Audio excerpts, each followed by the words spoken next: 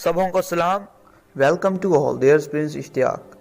Abraham के ख़ास मुलाकातियों ने खाना खा लिया और आराम कर लिया तो वो अपने सफ़र पर फिर रवाना होने को तैयार हुए। अब्राहम उन्हें रुखसत करने के लिए कुछ दूर उनके साथ गया। थोड़ी देर बाद वो एक मुकाम पर पहुँचे जहाँ वो यरदन के मैदान में सदूम और अमूरा के दो शहरों को देख सकते थे।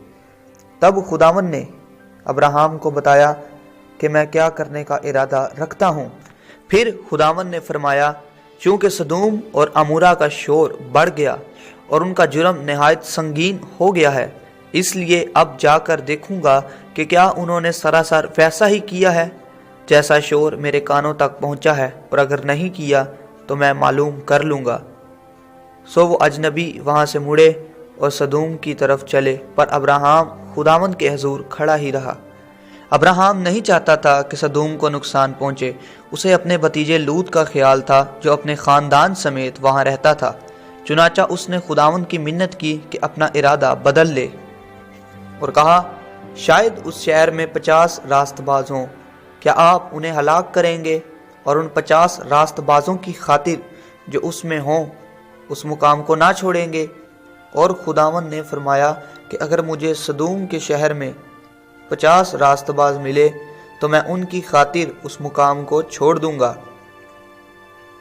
तब अब्राहम ने जवाब दिया और कहा कि देखिए, मैंने खुदावन से बात करने की जरूरत की, अगरचा मैं खाक और राख हूँ, शायद 50 रास्तबाजों में 5 कम हो, क्या उन 5 की कमी के सबब से भी आप शहर को निस्त करेंगे? और उन्होंने जवाब दिया, अगर मुझे वहाँ 45 भी मिले तो मैं उसे निस्त नहीं करूँगा। फिर उसने उनसे कहा कि शायद वहाँ 40 मिले। तब उन्होंने जवाब में कहा, उन 40 की खातिर भी नहीं करूँगा। फिर उसने कहा, खुदावन नाराज ना हो तो मैं कुछ और अर्ज करूँ, शायद वहाँ 30 मिले।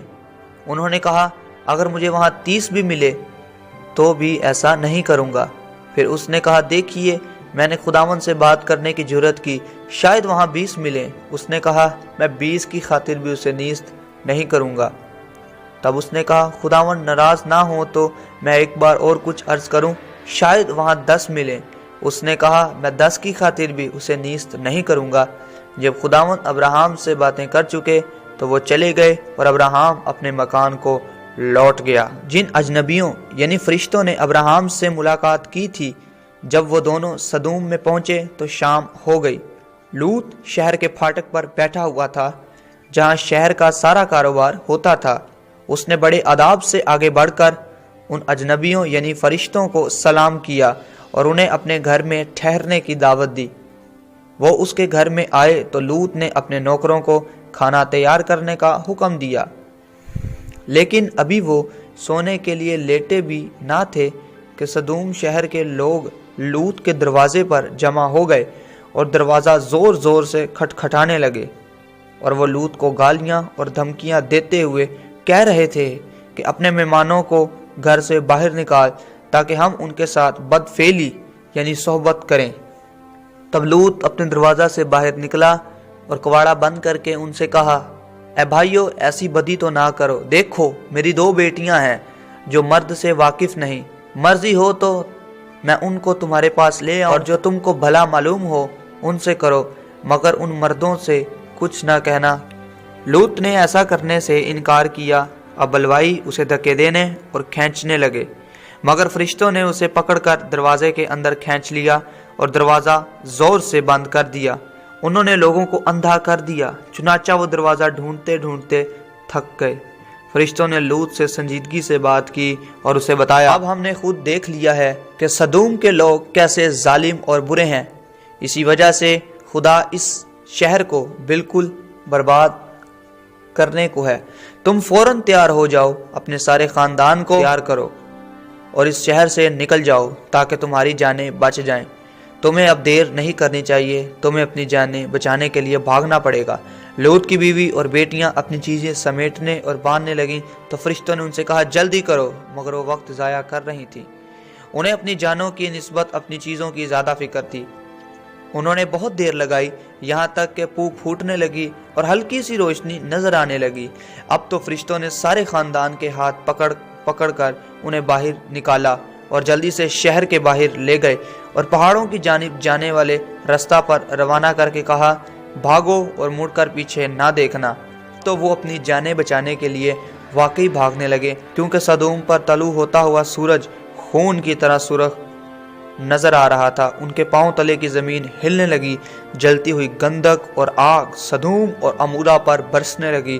ان کے سانس پھول رہے تھے، مگر وہ حفاظت کی خاطر پہاڑ کی طرف بھاگ رہے تھے۔ لیکن لوط کی بیوی رک گئی، وہ پیچھے مڑ کر گھر اور سدوم میں آرام و آسائش کے سامان کو دیکھنے لگی، اور جہاں وہ کھڑی تھی وہیں مر گئی اور نمک کا زیتون بن گئی، اور وہ نمک کا زیتون آج تک اس جگہ میں موجود ہے۔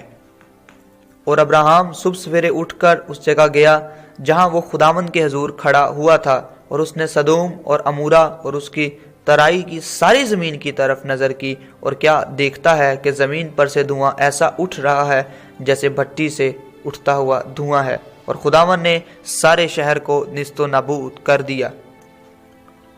اور لوط اپنی دونوں بیٹیوں سمیت شہر سے بھاگتا ہوا دور ایک غار میں جا چھپا۔ تب اس کی دونوں بیٹیوں نے آپس میں یہ منصوبہ باندھا کہ اس دنیا کے دستور کے مطابق باپ کی نسل کو آگے بڑھانا ہوگا، جبکہ دوسری طرف کوئی مرد موجود نہیں جس کی وجہ سے ہم نسل کو آگے بڑھائیں۔ پھر بڑی والی نے چھوٹی سے کہا آؤ ہم اپنے ہی باپ سے ہم آگوش ہوں تاکہ ہمارے باپ کا نام آگے بڑھتا رہے۔ دونوں نے اس منصوبے کی تکمیل کی۔ پہلی رات پہلوٹی نے باپ کو مے پلائی اور اسے ہم آگوش ہوئی، اور باپ کو پتہ نہ چلا کہ اس کے ساتھ کیا ہوا۔ اسی طرح دوسری نے بھی اپنے باپ کو مے پلائی اور ہم آگوش ہوئی، اور ان کے باپ کو معلوم نہ ہوا کہ وہ کب ان کے ساتھ ہم آگوش ہوئیں۔ سو لوط کی دونوں بیٹیاں اپنے باپ سے حاملہ ہوئیں، اور بڑی کے ایک بیٹا پیدا ہوا، اور اس نے اس کا نام مواب رکھا، وہی موابیوں کا باپ ہے جو اب تک موجود ہیں۔ اور چھوٹی کے بھی ایک بیٹا ہوا، اور اس نے اس کا نام بنی امی رکھا، وہی بنی امون کا باپ ہے جو اب تک موجود ہے۔ Thank you so much for watching this video. اس ویڈیو کو لائک کیجئے اور پلیز شیئر کیجئے، اور اب میں آپ کو ملوں گا ایک نئی ویڈیو کے ساتھ۔ تب تک کے لیے اپنا خیال رکھیے۔ اب آپ بلیس یو، آمین۔